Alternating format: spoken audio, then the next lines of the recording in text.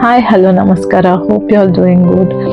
ಈ ವಿಡಿಯೋದಲ್ಲಿ ನಾನು ನಿಮಗೆಲ್ಲ ನಂದು ಸೆಕೆಂಡ್ ಬೇಬಿ ಪ್ರೆಗ್ನೆನ್ಸಿದು 5th ವೀಕ್ ಮತ್ತು 6th ವೀಕ್ ಇದು ಎಕ್ಸ್ಪೀರಿಯನ್ಸನ್ನು ಶೇರ್ ಮಾಡಲಿಕ್ಕೆ ಇಷ್ಟಪಡ್ತೀನಿ.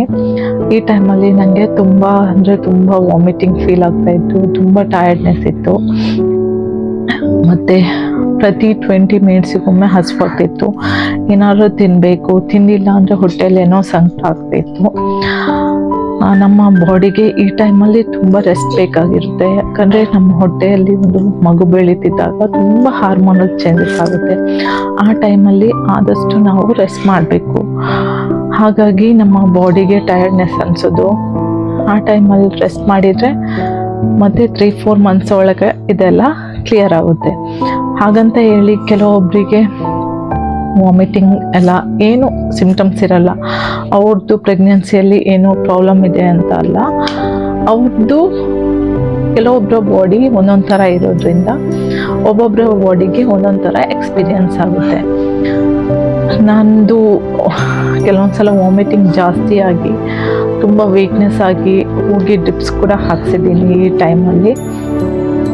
ಸೊ ಇದೆಲ್ಲ ನಾರ್ಮಲ್.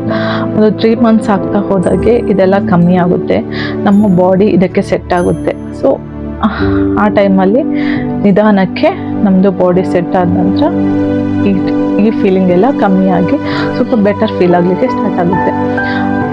ಇವಾಗ ನಮಗೆ 3 ಮಂತ್ಸ್ ತನಕ ಫಾಲಿಕ್ ಆ್ಯಸಿಡ್ ಟ್ಯಾಬ್ಲೆಟ್ ಕೊಟ್ಟಿದ್ದಾರೆ ಡಾಕ್ಟರ್. ಹಾಗೆಯೇ ಹಾಲಲ್ಲಿ ಹಾಕಿ ಕುಡಿಲಿಕ್ಕೆ ಒಂದು ಪ್ರೋಟೀನ್ ಪೌಡರ್ ಕೂಡ ಕೊಟ್ಟಿದ್ದಾರೆ. ಅದಲ್ಲದೆ ನಂದು ವಾಮಿಟಿಂಗ್ ಜಾಸ್ತಿ ಇರೋದ್ರಿಂದ ಅರ್ಲಿ ಮಾರ್ನಿಂಗ್ ಬಿಫೋರ್ ಫುಡ್ ತಗೊಳ್ಳಿಕ್ಕೆ ಒಂದು ಟ್ಯಾಬ್ಲೆಟ್ ಕೊಟ್ಟಿದ್ದಾರೆ ವಾಮಿಟಿಂಗ್ದು. ಅದು ಕುಡಿದು ಆಮೇಲೆ ಕೆಲವೊಂದು ಸಲ ಬೆಟರ್ ಫೀಲ್ ಆಗಿದ್ದು ಇದೆ ನನಗೆ. ಹಾಗಂತ ಹೇಳಿ ಈ ಟೈಮಲ್ಲಿ ತುಂಬ ನಮಗೆ ಯಾರಾದರೂ ನಮ್ಮದು ಮನೆಯವರು ಬೇಕು ಅನಿಸುತ್ತೆ. ನನಗೆ ಅಮ್ಮ ಬಂದಿದ್ದಾರೆ, ಸೊ ತುಂಬ ಖುಷಿ ಇದೆ. ಅಮ್ಮ ನನಗೆ ಹೆಲ್ಪ್ ಮಾಡ್ತಾ ಇದ್ದಾರೆ ಇಲ್ಲಿ. ಅದಲ್ಲದೆ ನೆಕ್ಸ್ಟ್ ನಂದು ಫಸ್ಟ್ ಸ್ಕ್ಯಾನಿಂಗ್ ಇದೆ 8th ವೀಕಲ್ಲಿ. 8th ವೀಕ್ ಸ್ಟಾರ್ಟಿಂಗಲ್ಲಿ ಕೊಟ್ಟಿದ್ದಾರೆ. 7 to 8 ವೀಕ್ ಒಳಗಡೆ ಈ ಸ್ಕ್ಯಾನ್ ಮಾಡಬೇಕಾಗುತ್ತೆ. ಸೊ ನಂದು ಸ್ಕ್ಯಾನ್ ಆದ ನಂತರ ಅದರ ಎಕ್ಸ್ಪೀರಿಯನ್ಸನ್ನು ನಿಮಗೆಲ್ಲ ಶೇರ್ ಮಾಡ್ತೀನಿ.